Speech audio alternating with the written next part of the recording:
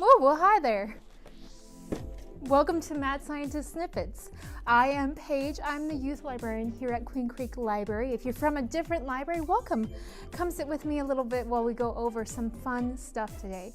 Now, here at Queen Creek, we have a program, in-person program, not online in the web, but we have an in-person program called Mad Scientist.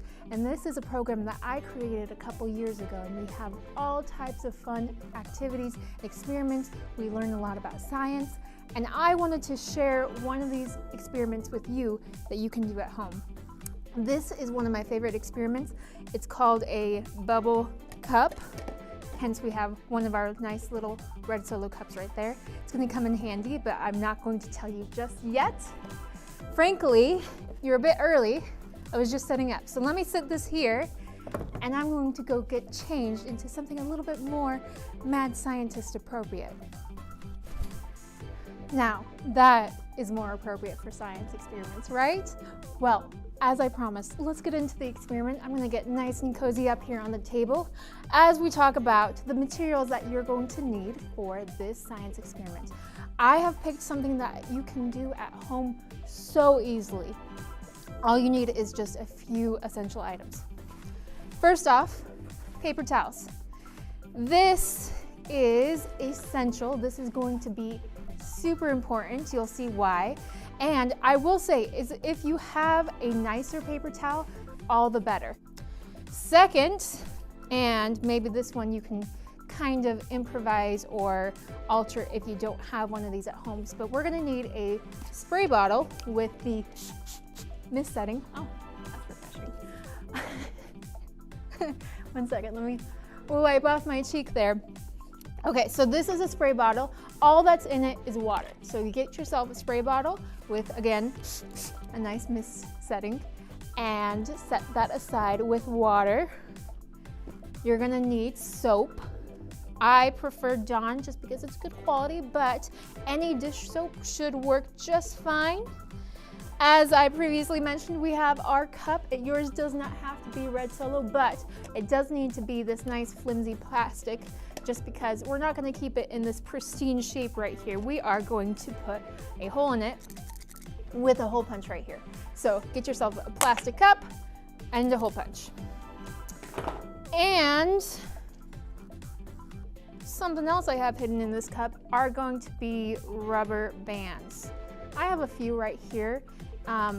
One that stretches really, really good will do the trick, but if you want to be extra secure in the experiment, grab a couple.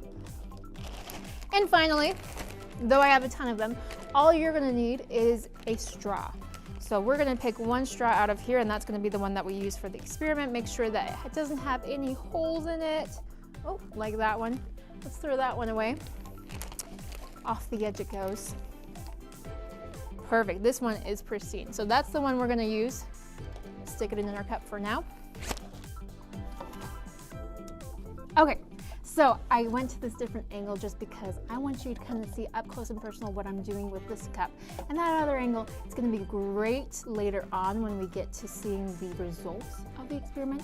But for the minute details, let's get a little bit closer together. So we have our cup. Now the first thing we're gonna do in this experiment, let's scooch this over a tiny bit. That's better. We're gonna mess it up. Now, your hole punch is probably similar to my hole punch in that if you look closely, it doesn't really go that far down.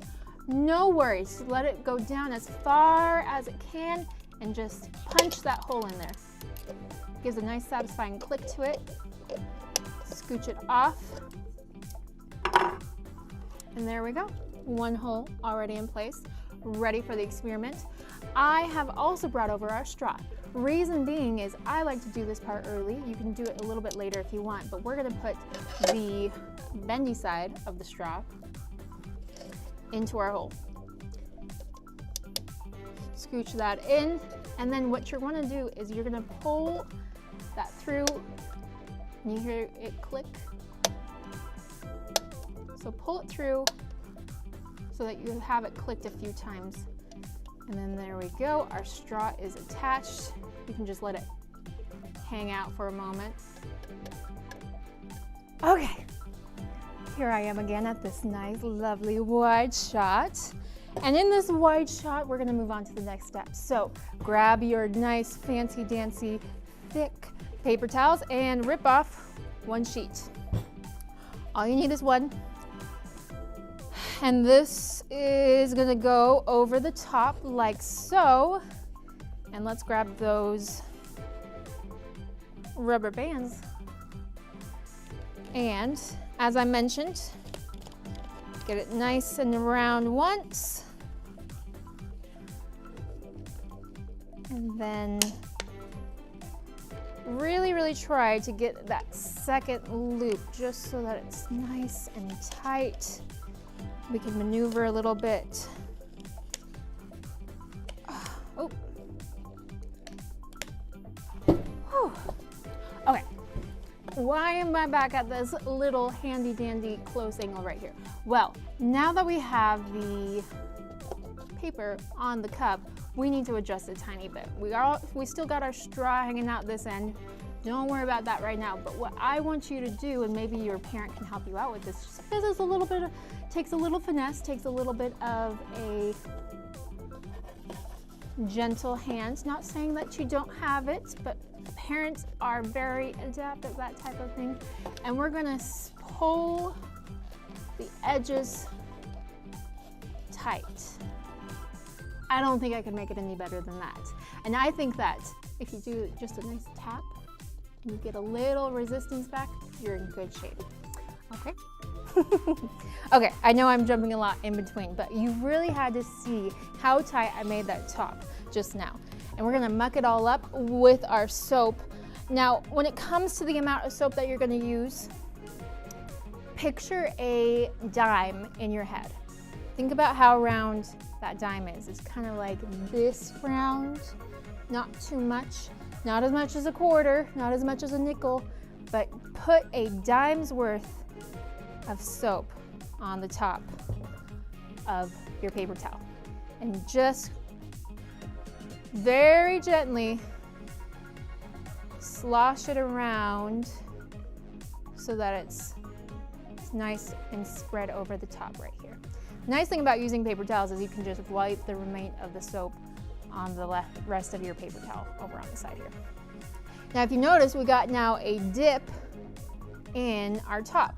So once again, just real quickly, pull your paper towel so that top is once more just slightly flat. Okay. Now, we are gonna spray this like crazy. And when I mean crazy, do 10 to 15 sprays. You want it super wet. Ready? 12, 13, 14, 15. I even added the extra 2 on top of it. 3, 4, okay. Super wet on top, don't touch it. It's very delicate at this point, but we're moving on to the final part, and this is the best part, obviously, because we get to see the results of our hard effort. Go ahead, take your straw, and important point before we get into this, make sure you take a breath before you breathe through the straw. Don't breathe in with the straw in your mouth. It's not gonna be a pleasant experiment for you. Okay, so we're gonna take a deep breath.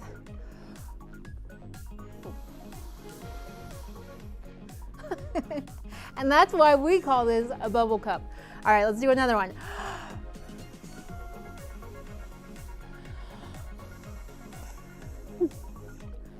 How tall do you think I can make this?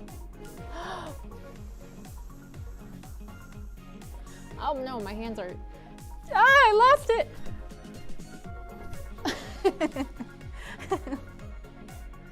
Well, the good thing is once you knock that off, you can usually blow a little bit more through it. Ready?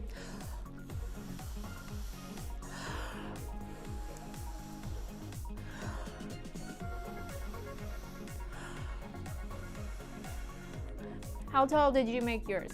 Ooh. Well, I wouldn't be a real mad scientist if I didn't explain a little bit about how this experiment worked. bear with me while we talk a little bit about the bubble cup behind the scenes. Don't worry, the bubble cup remains intact. I just took the paper towel off because I need a new one if I was actually to do this experiment again. It got a little bit worn out from all the air that we were pushing through it. Oh, I kind of gave it away a little bit right there. Did you hear what I said? Air pushing through what? I think that you probably know where I'm going with this, right? Air pushing through the paper towel. What happens is that when we cover the top of the cup and we cover it securely with that paper towel, we kind of trap the air that's inside the cup. You're probably thinking, you might be thinking, it's just air. It doesn't take up much space, right? Well, wrong. Air takes up space just like anything else in the world, right? And if you don't believe me, just take your hands right here and go. I'll try to do it without sound effects. Did you feel the air on your hand? Just like everything else, when you move your hand through something, well, things that you can move your hand through, right? You feel it. You feel the resistance to it. And that is a sign that air takes up space. So with that out of the way, we know that there's air in this cup. It has nowhere to go because we've covered up the top. It doesn't go through this hole because we've plugged it with our straw and we're pushing air into it. So that's not a way for the air to escape. The only place for it to go is up. And of course, paper towels aren't exactly solid. They're not going to stop the air from releasing, but we want to use that to our advantage, right? And that's why we put the soap and the water on it. Because what happens when you put soap and water together and then you blow air into that? You get bubbles. And that's what we're going for right here. We're showing that when you push air up through the paper towel covered with water and soap, you get bubbles on top. It breaks that surface tension and it creates bubbles. Pretty cool, huh? Well, thank you so much for joining me for this little Mad Scientist snippet. I have certainly had a blast. I hope you have had a blast. Well, I suppose maybe if you have made your bubble cup. If not, go out, make your bubble cup. It is fun for the entire family. So get your parents in on it, get your kids, get your grandma and grandpa, maybe not the dog or the cat, but everybody else will love this experiment. I promise, promise, promise. As for me, well, I'm gonna start planning our next little Mad Scientist snippet. So hopefully I'll see you here next time at Queen Creek Library.